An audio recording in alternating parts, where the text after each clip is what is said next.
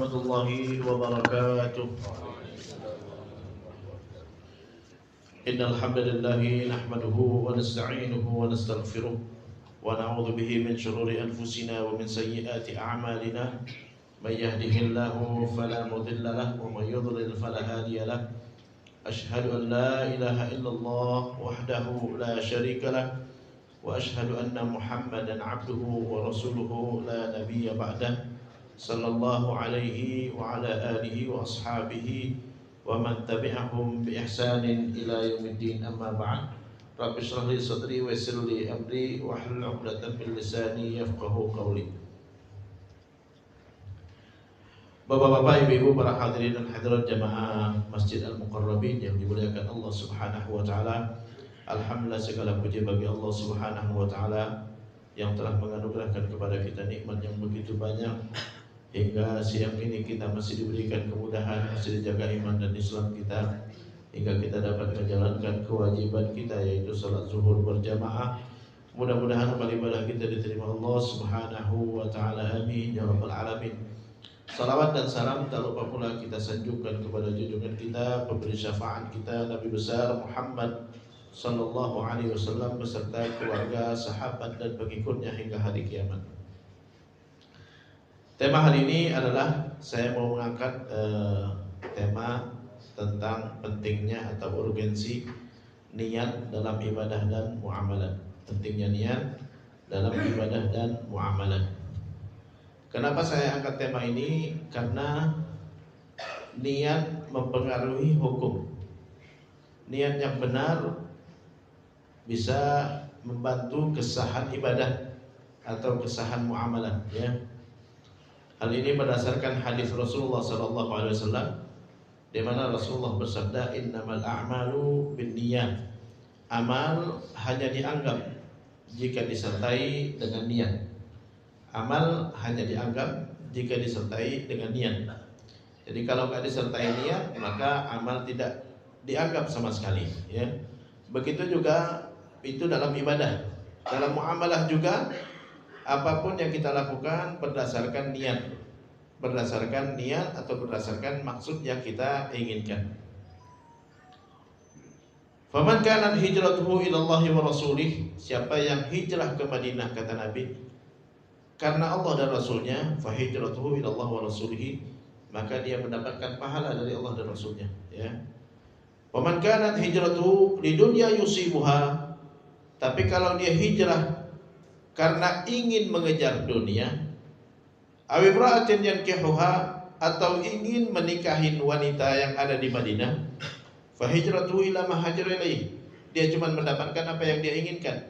Jadi kalau cuma mau menginginkan dunia, dia dapat dunia. Kalau menginginkan akhirat, dia baru dapat pahala di akhirat. Banyak sekali dari umat Islam yang melakukan sesuatu, ya, kadang-kala tidak didasari niat.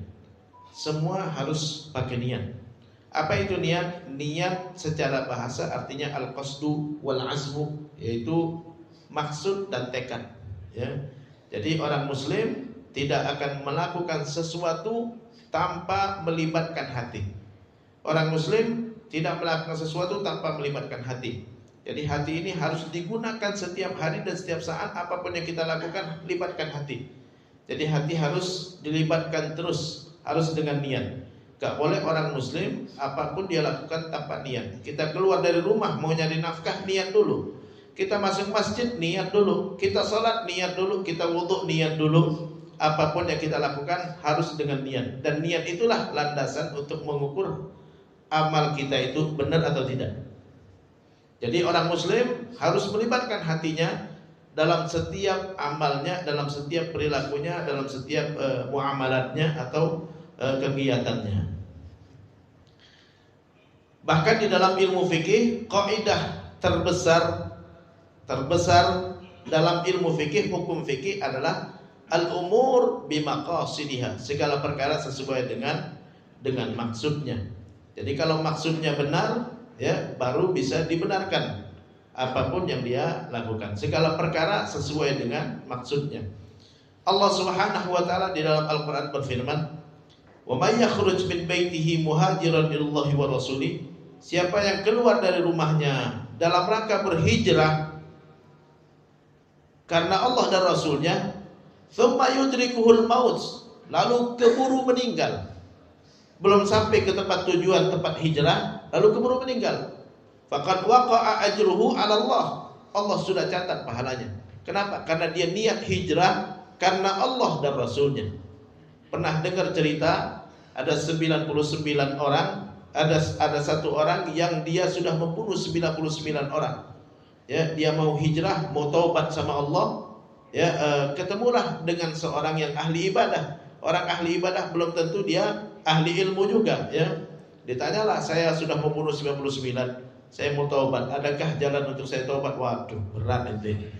Ya, membunuh satu orang saja sudah dosa besar, apalagi 99. Akhirnya dihabisin juga. Dihabisin yang ke-100. Dia cari lagi, ketemu dengan seorang alim, orang yang berilmu. Ditanyalah, saya sudah membunuh 100 orang, ada jalan untuk bisa saya taubat? Pasti. Karena taubat tidak pernah tertutup selama nyawa kita masih di badan kita. Selama kita masih belum sakratul maut, taubat tidak pernah ditutup sama sekali.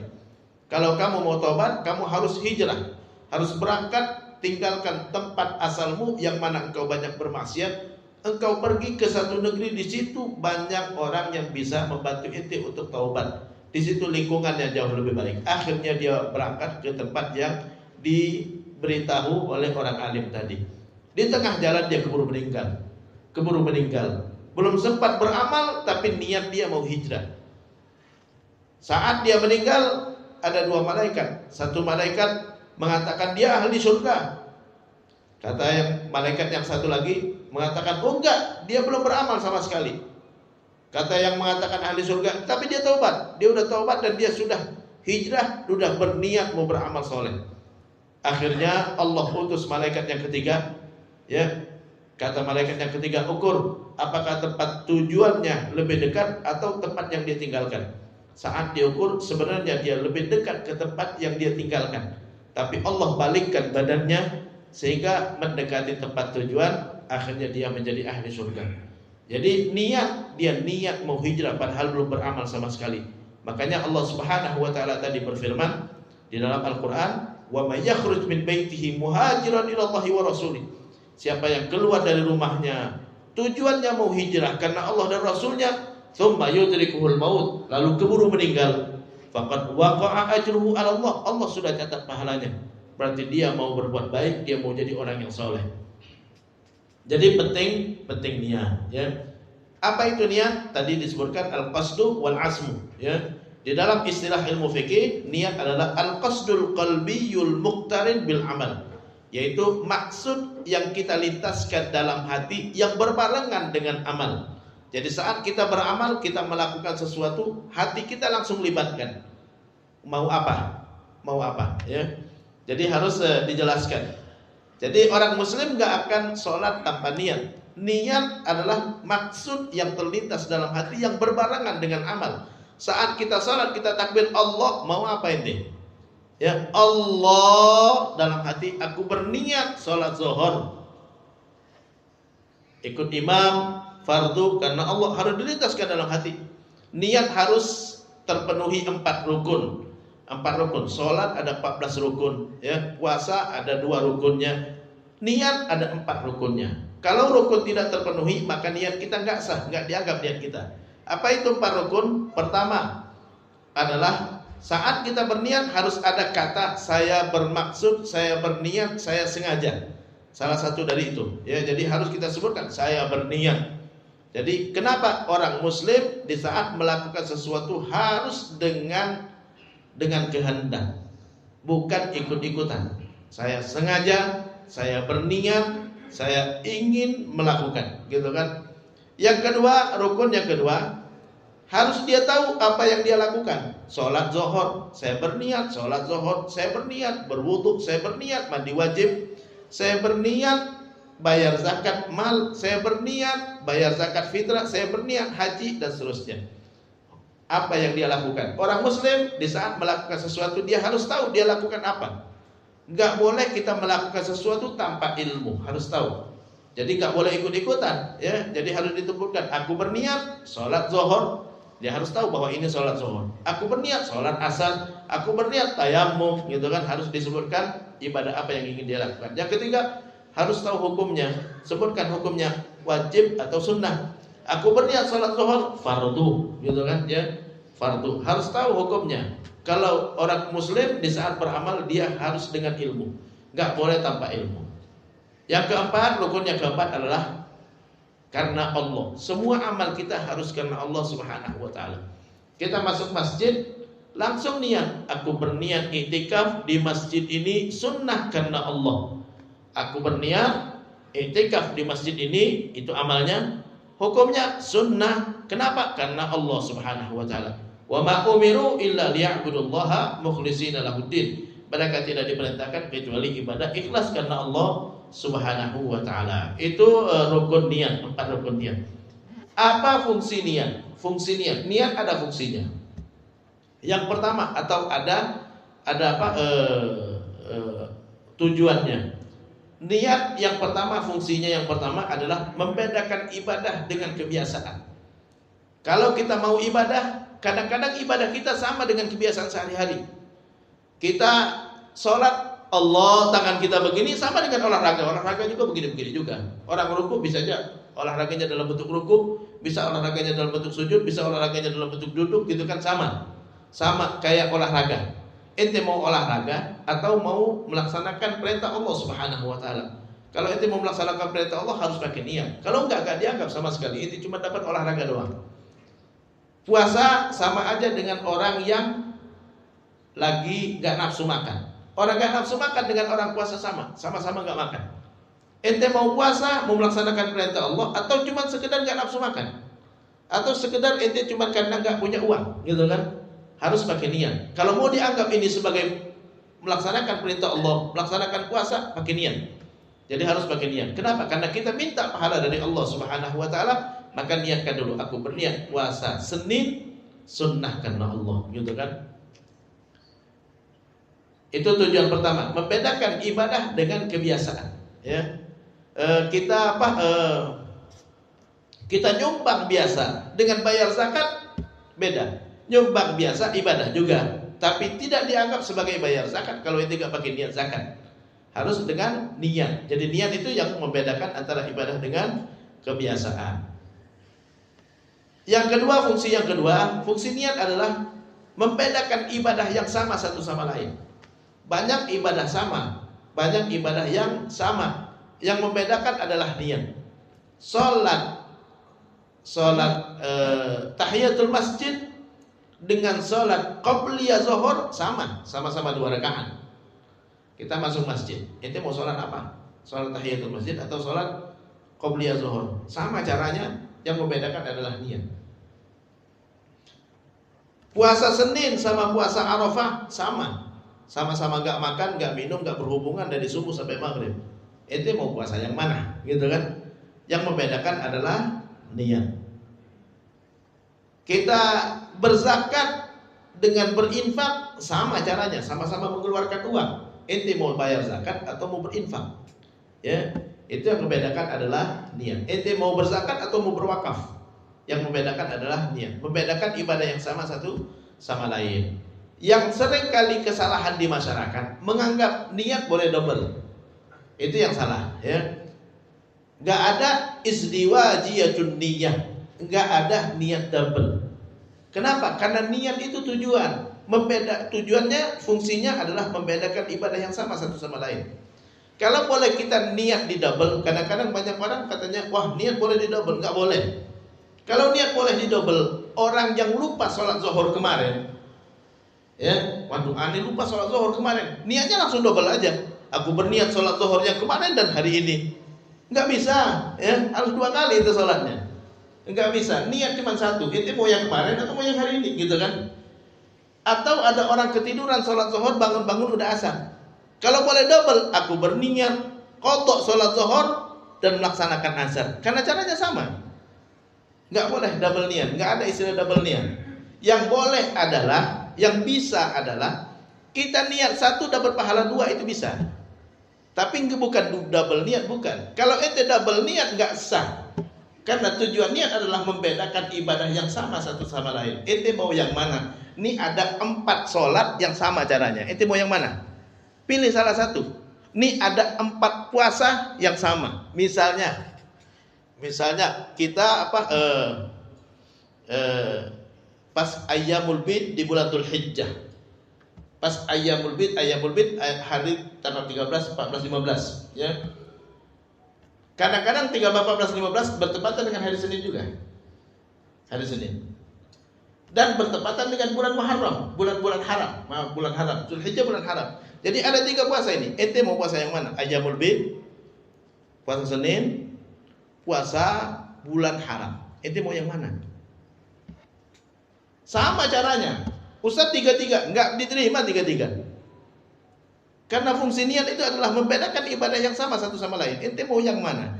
Tapi bisa kita satu niat, niatnya satu tapi dapat pahala banyak, ya. Bisa dapat 3-3 tadi. 3-3 tadi bisa dapat dengan syarat ente niat ibadah yang tidak setiap saat ente lakukan. Bulan haram enggak setiap bulan, tapi Ayyamul Bid setiap bulan. Dengan syarat Ayyamul Bid ente sudah terbiasa melakukan, enggak perlu diniatkan lagi. Allah tahu ente biasa Ayyamul Bid. Hari Senin ente bisa dapat pahalanya hari Senin. Kenapa? Karena ente sudah rutin setiap Senin. Kalau ente sudah rutin, ente bisa dapat borong pahala 3 tadi. Ya, yang diniatkan apa? Niat bulan haram. Karena bulan haram enggak rutin. Kalau Ayyamul Bid tiap bulan rutin. Dan hari Senin tiap rutin. Apapun yang kita rutin lakukan, saat kita tidak sempat melaksanakannya karena ada halangan tertentu, maka kita dapat pahalanya. Otomatis, ya. Otomatis kita udah biasa sholat berjamaah di masjid, tiba-tiba kita sakit, kita sholatnya di rumah, dapat pahala jamaah karena ente sudah biasa di masjid. Jadi nggak ada istilah double niat. Kadang-kadang di masyarakat mengatakan boleh double niat, nggak ada double niat, niat cuma satu. Karena fungsi niat adalah membedakan ibadah yang sama satu sama lain. Satu niat bisa dapat 2 pahala. Kalau kita setiap masuk masjid langsung tahiyatul masjid nggak usah ente lakukan.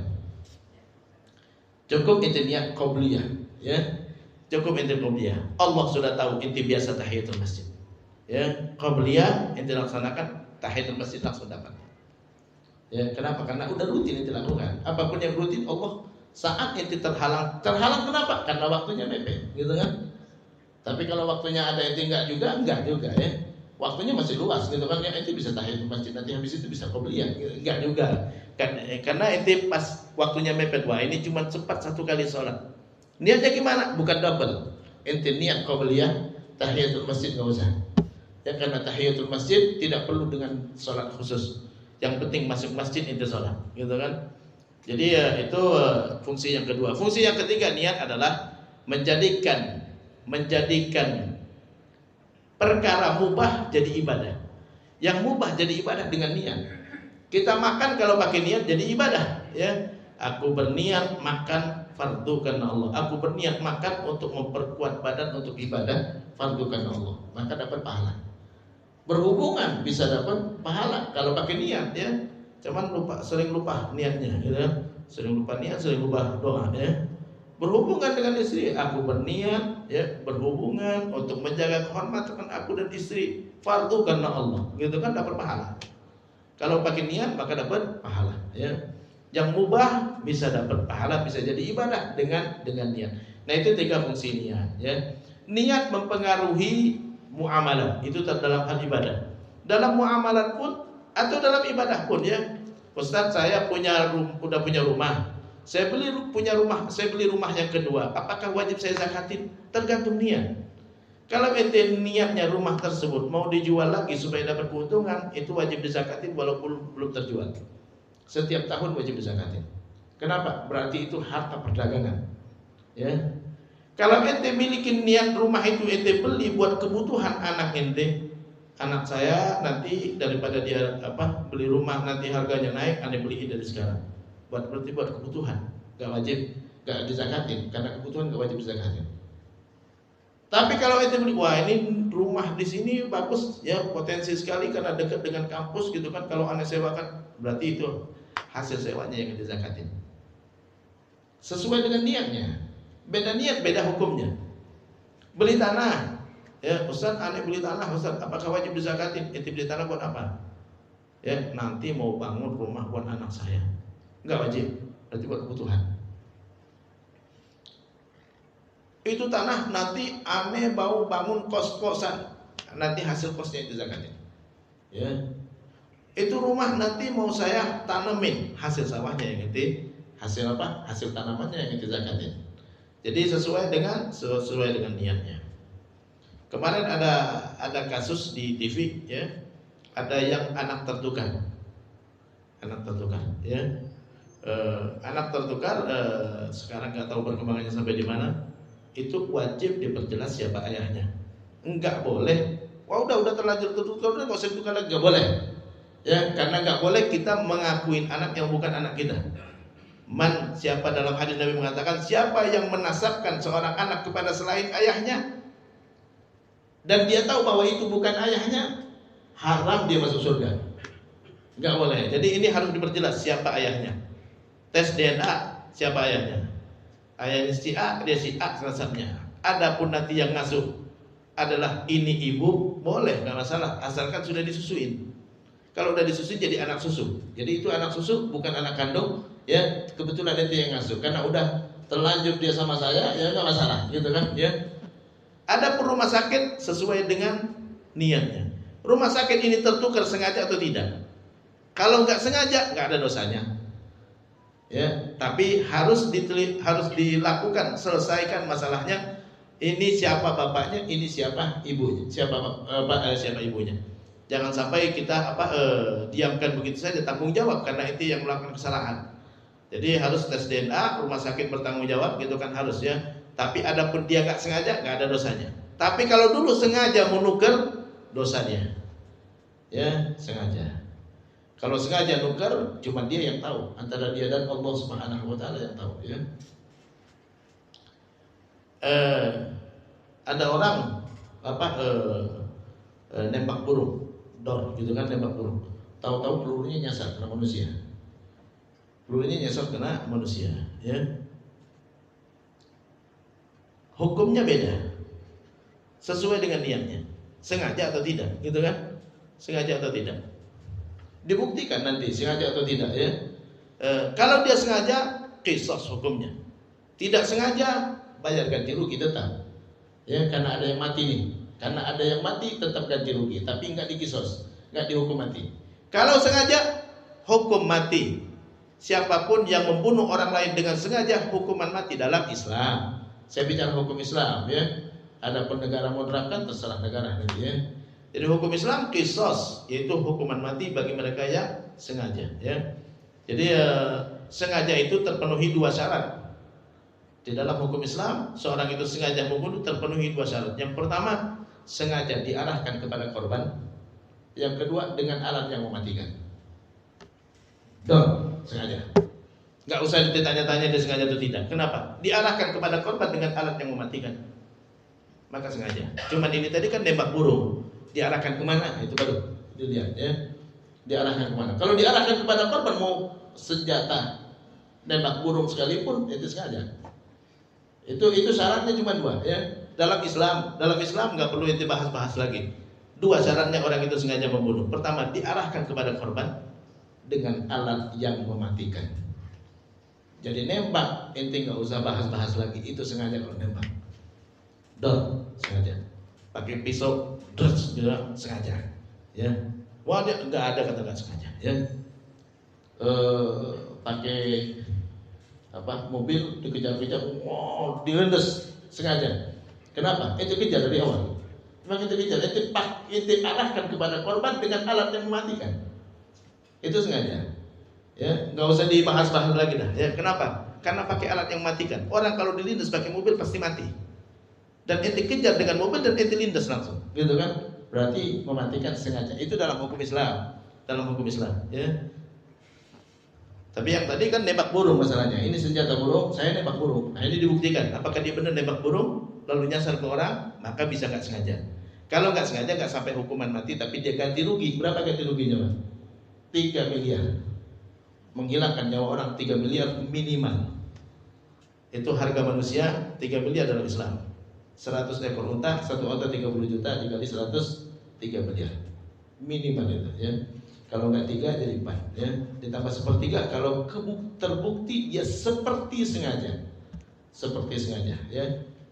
Nembak burung di atas tapi senjatanya bukan diarahkan ke atas ya. Nah, ini seperti sengaja. Kalau seperti sengaja ditambah sepertiga 4 miliar.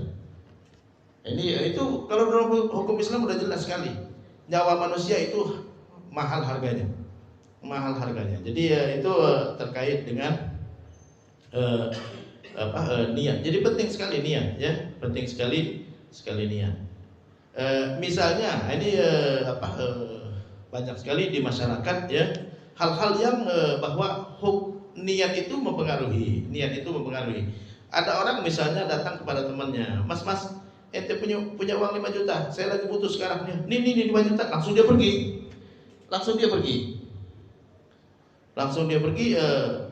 Besoknya, uang 5 juta kemarin kapan ente balikin? Lah kan ane minta kemarin itu. Sesuai dengan niatnya, ya.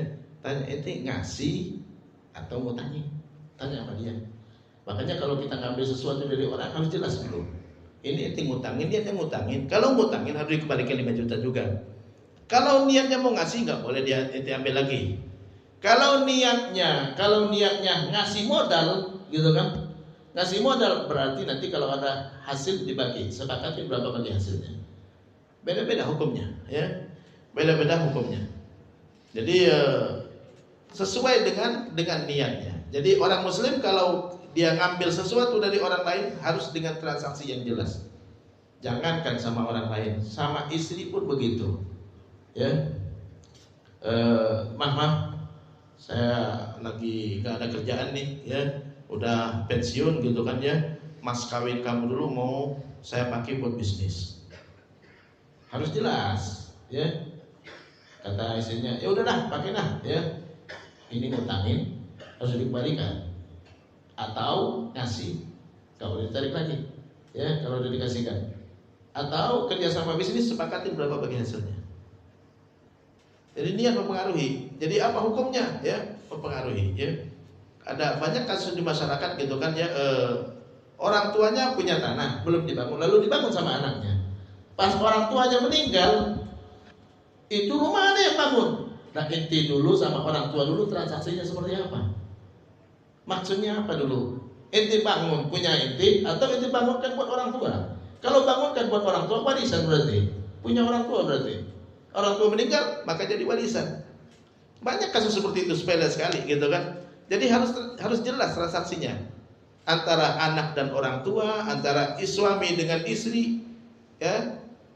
Begitu juga misalnya banyak di masyarakat gitu kan ya. Suami ngasih uang belanja kepada istri. Mah, ini uang belanja nih 10 juta bulan ini ya. Lebihnya, kalau lebih gimana? Harus jelaskan. Tanya sama istri wajib nanya, kenapa ente terima sesuatu dari suami? Apakah lebihnya itu buat saya? Kalau lebih, ya. Kalau kurang pasti ngomong istri, ya. Kalau lebih, apakah itu buat dia atau harus dikembalikan lagi? Tanya. Kenapa? Karena sumbernya dari suami. Suami cuma ngasih amanah. Nih amanah 10 juta untuk kebutuhan keluarga. Kalau lebih gimana? Mas, kalau lebih gimana? Udah ambil aja, alhamdulillah. Berarti udah dikasihkan, ya. Kalau lebih gimana? Wah, balikin, ya, balikin. Harus jelas, sesuai dengan maksud suami, ya. Ada kasus di Solo, ya, di Solo. Ada seorang dokter, dia setiap kali dia dapat duit dia kasihkan ke istrinya, ya. Sama istri ditabung-tabung, ada tanah dibeli, ya, ada rumah dibeli, gitu kan, banyak asetnya. Meninggallah suami, gitu kan, ya. Ini aset semuanya atas nama istri, karena istri yang beli. Dia beli, ada tanah yang dijual dibeli, ada rumah dibeli.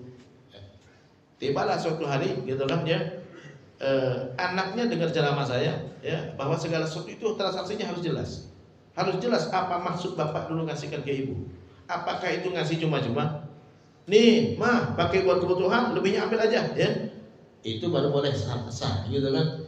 Tapi kalau seandainya nggak ada pernyataan sama sekali, itu berarti uang bapak harus jelas apa niatnya. Cuman almarhum yang tahu apa niat dia dulu.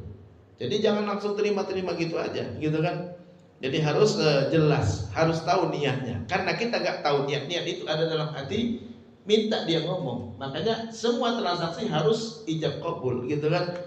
Supaya jelas, nggak boleh nggak jelas. Karena niat ada dalam hati, tanyakan apa maksud dia dalam hati. Seorang suami bilang kepada istrinya, udah pulang sono, ya. Apakah itu cerai, Ustaz? Tanya sama yang ngomong. Tanya sama yang ngomong, niatnya apa? Ya, niatnya apa? Kalau dia udah mengucapkan kalimat talak, karena udah jelas kalau talak maksudnya. Tapi ini masalahnya pulang sono, gitu kan? Udah pulang sono, gitu kan ya? Nah ini karena pulang sono itu ada dua macam. Pulang sono balik lagi, atau pulang sono nggak usah balik-balik, gitu kan? Jadi tanya sama yang mengucapkan apa maksudnya. Jadi niat mempengaruhi muamalah, mempengaruhi muamalatnya. Jadi banyak kasus-kasus yang seperti ini kadang-kala orang menganggap remeh. Jadi kalau terkait dengan niat yang kita nggak tahu, tanya sama yang bersangkutan.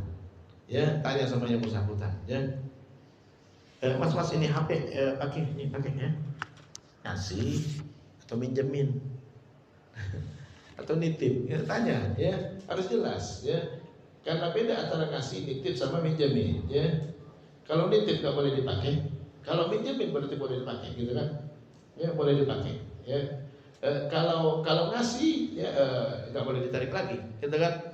Jadi harus jelas, ya harus jelas, jangan sampai sama-sama. Jadi niat mempengaruhi, berpengaruh kepada ibadah dan kesahan ibadah dan muamalah. Jadi semuanya harus, niat hati kita harus difungsikan terus. Makanya Nabi kita Muhammad SAW bersabda, ala wa inna fil jasadi mudghah, di dalam diri manusia itu ada segumpal daging. Ya, idza salahat, kalau itu bagus, maka bagus seluruh badannya. Ya, badannya sehat. Kalau rusak seluruh badannya. Bagus itu artinya selalu niatnya baik.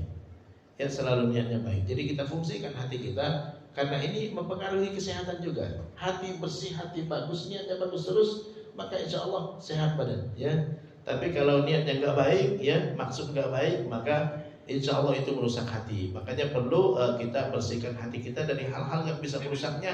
Antara lain adalah penyakit-penyakit hati seperti hasad, dengki dan lain-lain. Ya, selalu niatnya yang baik. Saya ingin berbuat baik sama manusia. Saya ingin tetap niat terus, niat dipakai terus. Saat sholat niat, saat wudu niat, saat bermuamalah niat. Ya, niatnya yang baik-baik. Karena niat yang baik bisa membersihkan hati. Hati bersih, badan jadi sehat. Hati kotor, maka badan jadi sakit. Ya, demikian, mudah-mudahan bermanfaat. Kalau ada yang bertanya silakan. Wassalamualaikum warahmatullahi wabarakatuh. Ada yang mau bertanya? Enggak ada. Kita tutup dengan doa kafaratul majlis. Subhanakallahumma wa bihamdika asyhadu an la ilaha illa anta astaghfiruka wa atubu ilaik. Lebih dan kurang saya mohon maaf. Wassalamualaikum warahmatullahi wabarakatuh.